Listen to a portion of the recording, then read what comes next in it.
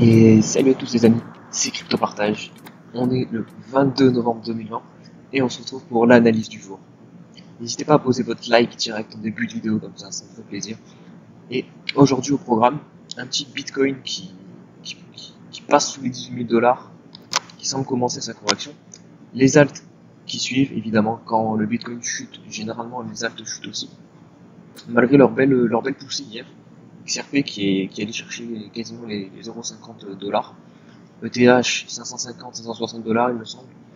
Donc vraiment intéressant les altcoins. De toute façon, on va voir l'alt season dans pas très longtemps et ça risque de faire très très mal.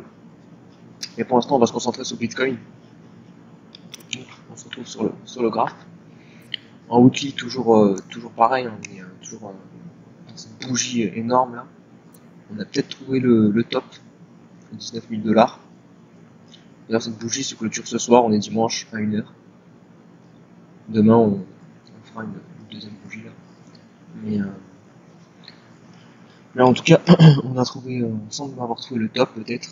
Regardez, on va aller dans une unité de temps plus petite. En daily, il va falloir surveiller la clôture de la bougie, voir si on clôture au-dessus de ce support. Regardez, on a tapé plusieurs fois dessus. Donc, voir si on va clôturer au-dessus. Et surtout, surveiller le RSI. Si il franchit les 70 à la baisse, je pense que là, on est parti pour descendre plus bas. Parce que regardez, une fois on le touche, deux fois, trois fois, quatre fois, cinq fois. Et là, si on passe en dessous, à mon avis, ce sera le déclencheur de la baisse en 4 heures, si on est encore plus petite. Regardez, le bougie rouge commence à s'enchaîner.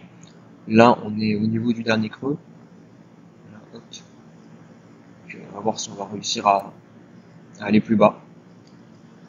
Mais en tout cas, c'est les prémices de la possible correction qui doit avoir lieu, c'est obligatoire. Hein. Parce que regardez, cette montée là, elle est beaucoup trop verticale, et on va pas monter comme ça aux 100 000 $. Hein. C'est pas possible. Désolé de briser les rêves de certains, mais il va falloir souffrir, il va falloir corriger pour souffler, pour pouvoir reprendre et remonter. Parce que regardez, ceux qui ont acheté là, ou même ici, à 4 000 $, vous vous doutez bien que quand ils voient le cours du Bitcoin à 20 000 $, et ben ils vendent, ils prennent des bénéfices, ça fait x5 sur leur investissement, donc forcément le cours chute. Alors il va chuter jusqu'à où? Moi je prévois une baisse entre 20 et 30% sur ce genre de mouvement, parce que regardez, si on suit le bull run de 2017, j'ai inventé encore une fois en 2017, on monte, on fait 200%, derrière, hop là, on corrige de 40%. Hop, on remonte de 200%, on corrige de 40%. Vous voulez continuer? Hop là, on continue. On monte de 130%. Et évidemment, on corrige de 30%. C'est comme ça que fonctionnent les marchés. Et pas autrement, c'est obligé. Il y a des gens qui prennent des bénéfices. Et voilà. Donc là, on a une hausse de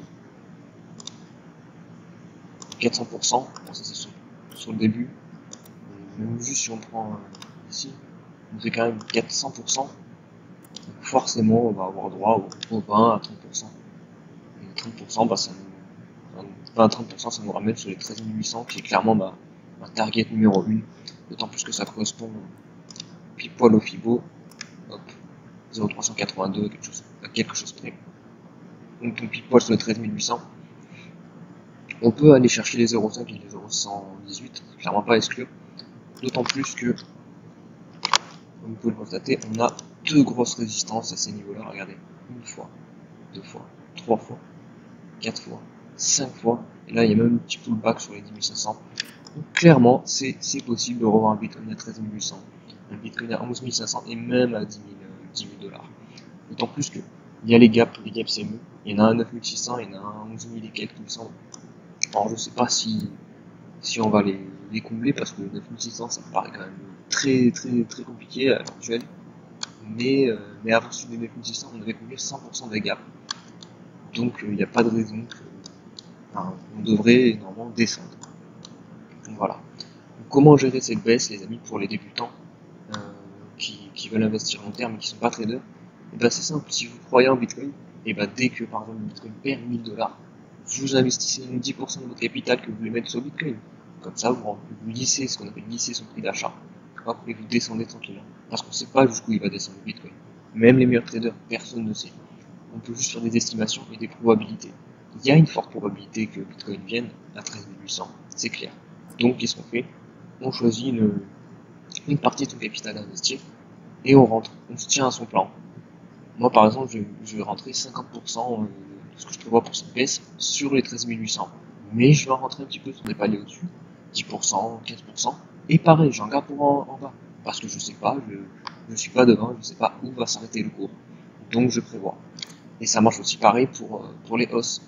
On vend par palier. Parce qu'on sait pas où on va s'arrêter. Là, beaucoup de monde pensait qu'on allait chercher la TH. On va peut-être s'arrêter juste en dessous. Peut-être qu'on va le casser, on va aller au 20 000, 21 000, 22 000, et après on va faire les 30% de baisse. Donc voilà. On reste prudent, on investit intelligemment. Et après on profite du bull run du Bitcoin qui va arriver. Voilà, voilà. N'hésitez pas à vous abonner les amis pour ne louper aucune de mes vidéos. Tous les jours j'en sors une où j'analyse le Bitcoin, les altcoins.